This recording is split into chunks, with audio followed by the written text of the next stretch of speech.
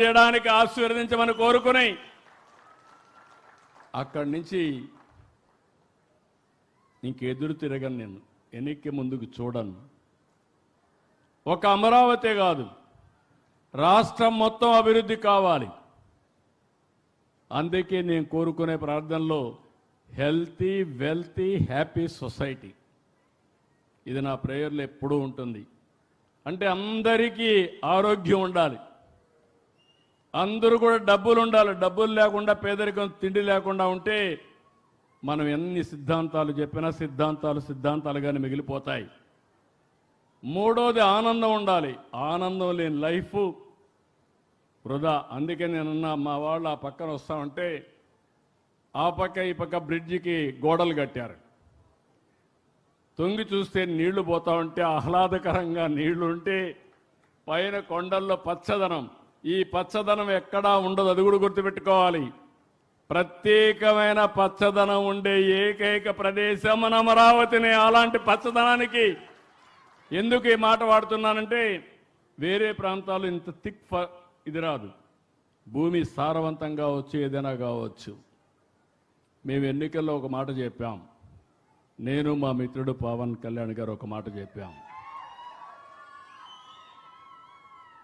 ఈ రాష్ట్రాన్ని విధ్వంసం చేశారు. ఎన్నికల ముందు పవన్ కళ్యాణ్ గారు కూడా రాజధానికి వస్తే, మీ సమస్యలు తెలుసుకోవాలని వస్తే, ముళ్ళ కంపలు వేస్తే ముళ్ళ కంపలు కూడా దోసుకొని మీ దగ్గరకు వచ్చిన నాయకుడు పవన్ కళ్యాణ్ గారు.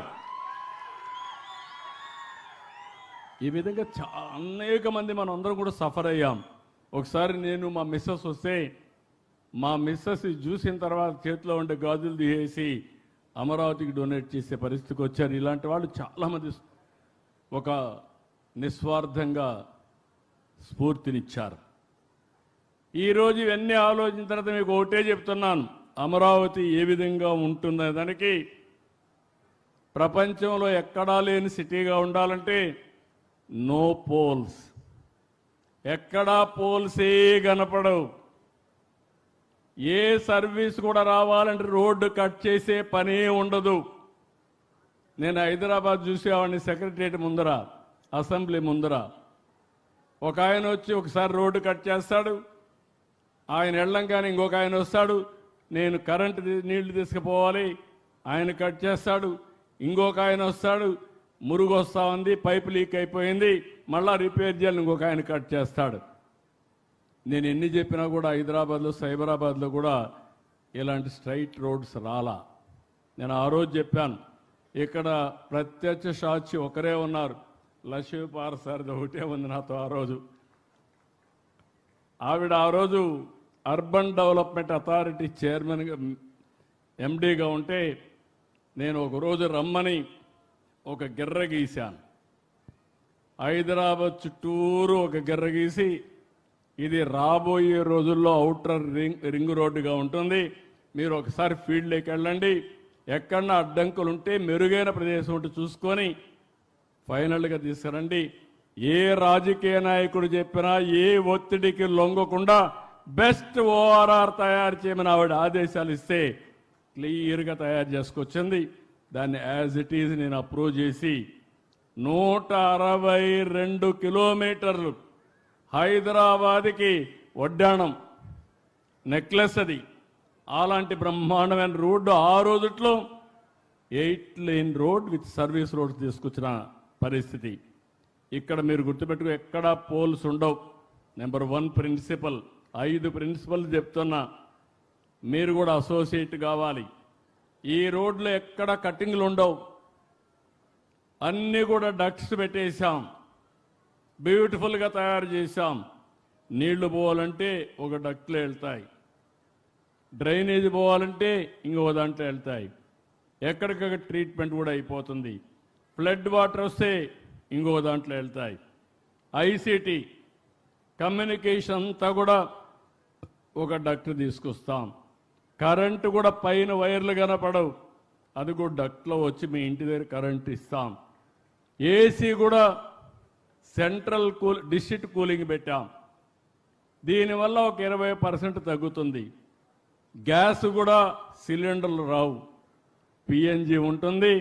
కరెంటుతో వంట చేసుకునే పరిస్థితి వస్తుంది. ఎవ్వరు కూడా అటు ఇటు తిప్పే పరిస్థితి ఉండదు.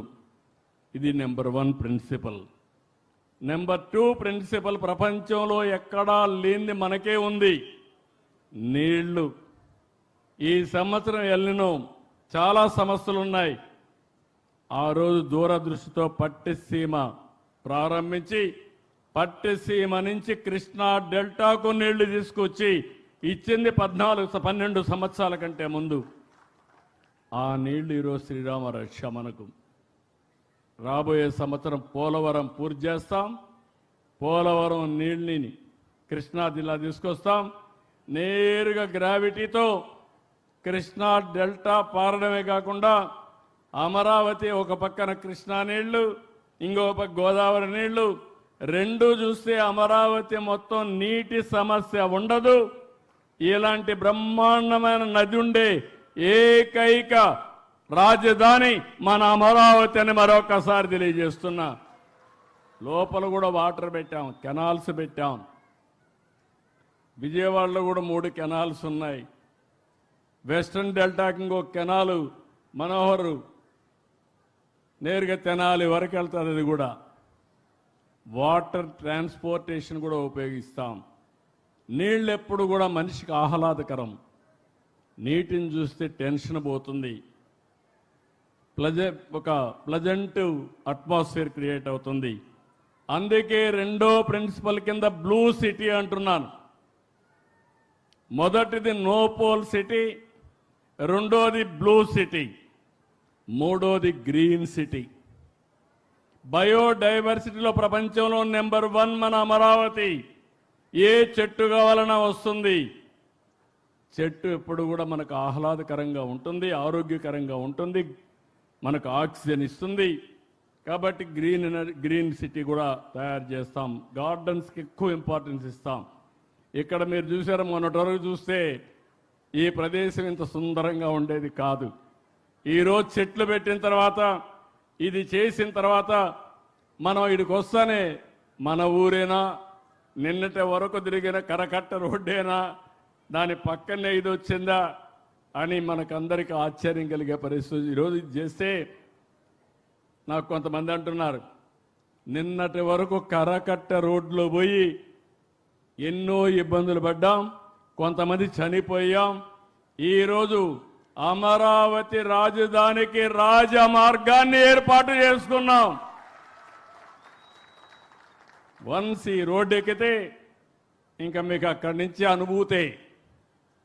ఇంకా ట్రావెల్ చేయడం అనేది రాజధాని ఎట్లుంటుందో ఊహించుకోవడమే.